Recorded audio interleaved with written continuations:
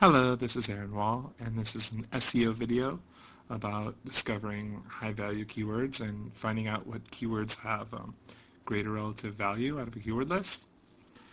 So there's a lot of lists out there of people selling top-paying AdSense lists and stuff like that, but the problems with those are that a lot of the AdSense bids aren't as high as the search bids, and then a lot of the keywords they list just have a high cost per click but almost no search volume.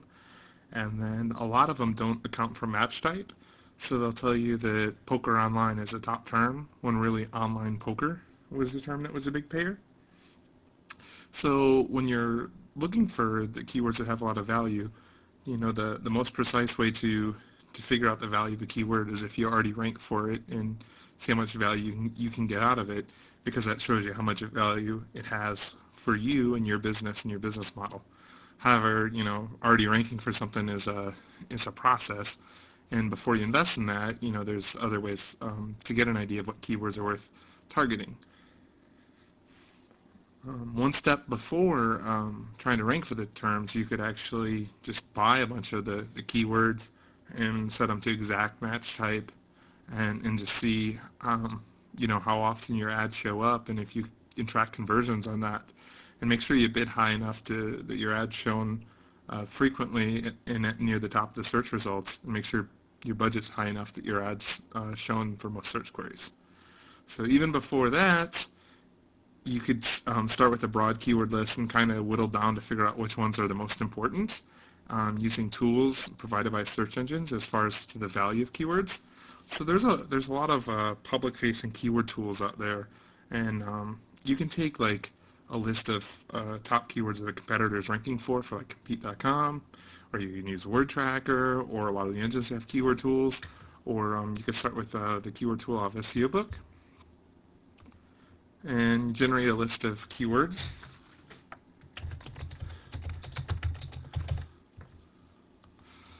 So you generate that list of keywords, and this tool is powered by Word Tracker, and you can export it to CSV.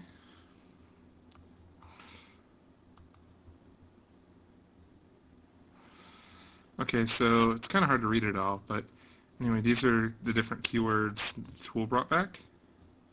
So the cool thing about Microsoft Excel is if you have the most recent version, the 2007 version, they have a plugin called Ad Intelligence, and what you can do is you can highlight a list of keywords and use Ad Intelligence to say, hey, give me some monetization data. So now it's off querying Microsoft, and they're grabbing monetization data. Now Microsoft only has about, depending on where you are, a percent in some foreign markets, or in the U.S. maybe about 6 to 12% of the market share, depending on what vertical you're in. Now the data they pull back is like how many clicks the ad's getting, the number of impressions, average position, click-through rate, cost per click, match type, and date range. Well, the cool thing here is if you take cost per click, which is column G, and multiply it by clicks, which is column C, then you come up with the what Microsoft deems the value of that keyword to be to them. So let's multiply that together. So you go to formulas and product, and C comma G. Hit OK. And then you can sort these by value, largest to smallest.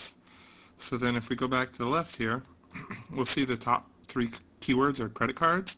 That's because it gets a lot of volume, and what that means is it's actually the exact match, which is the exact phrase. Phrase match is any search that contains that phrase, and then broad match is kind of related phrases, like cards for credit or something like that. And it goes through and it lists the keywords and the value that they think they have, and then also, the relative value here. So what makes it so useful is you can see how quickly the keywords drop off, or how the match is like versus broad, exact, and phrase, and see the keyword distributions that way.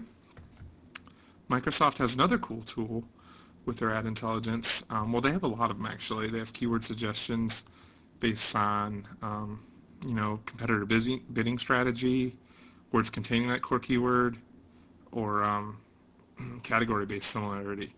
So all three of those are pretty useful. And then they have another cool feature where you can get the top spiky words, which are words that recently had a lot of search volume, or top frequently searched keywords.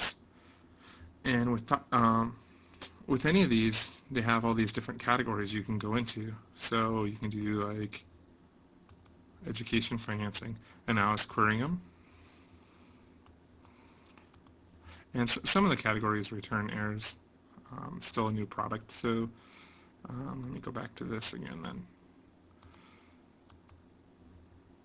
So then they give you, frequently searched for keywords, their volume, and you could highlight this list just the same, and then pull in the monetization data, and then sort that by value. So that's another cool thing you can do. Google also has a tool which allows you to look at the value of keywords, and with Google's tool, you can put in like the exact match, phrase match, or broad match for all of them. And Google's tool's online. It's called Google Traffic Estimator. And you put your keyword list in, and then you you don't set any bid price or daily budget, because they'll assume you're willing to pay whatever you have to, and they'll show you pretty much kind of near what you'd have to pay to be the top guy or top ad player in that position. And then you click all countries, and then you can sort by estimated cost per day. And then here you're seeing how the keywords break down again.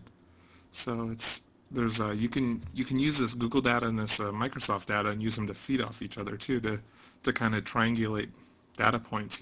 Get search volume from one keyword tool, and then compare that to data from Microsoft Ad Center and how much they think a keyword's worth, and Google AdWords and how much they think a keyword's worth. And between using all those different tools, you can get pretty broad keyword lists and find out the value of the words. So I hope you found this useful, and I'll create more videos soon on SEObook.com. Thank you.